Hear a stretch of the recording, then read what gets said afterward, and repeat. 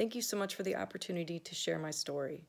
My struggles with unemployment insurance came to the attention of delegates Lehman and Pena Melnick after my husband tweeted about the hopelessness of my situation. I was very fortunate to get support from lawmakers, but that cannot be the only way people get in touch with the Department of Labor. I applied for unemployment on March 29th, 2 days after I was furloughed. On April 6th, I received my statement of reported wages and monetary eligibility, which stated unemployment insurance benefits cannot be paid at this time because you have a disqualification in effect. The document did not provide any information about what the disqualification was. That information was supposed to come in a second document that never came. I mailed my timely dispute in writing on April 7th, a week prior to the deadline.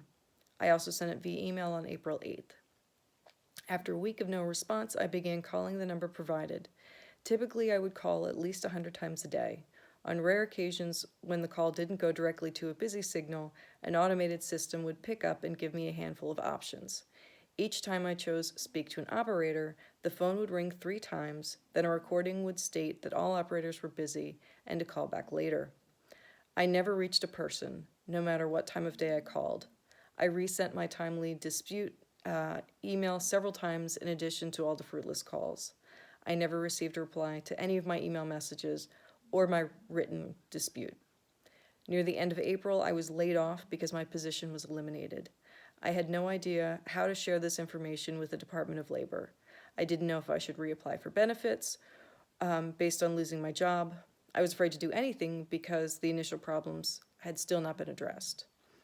It wasn't until last Wednesday, May 6th, and only after multiple messages on my behalf from the delegates that I finally received a call from the Department of Labor.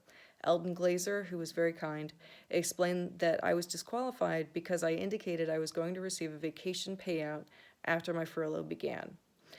There was no indication that answering yes to this question would result in a disqualification, nor was there a field to list how much money I would be receiving and when. Without that information, everything was on hold until someone from that department could get those details from me. This is incredibly inefficient. Had those questions been part of the initial form, I never would have been disqualified. Because the system was antiquated and not prepared for an unprecedented increase in claims, I fell through the cracks, and I'm sure many others did too. I hope my story helps the Department of Labor improve its services in the future. Thank you again for your attention on this issue and allowing me to share my experience.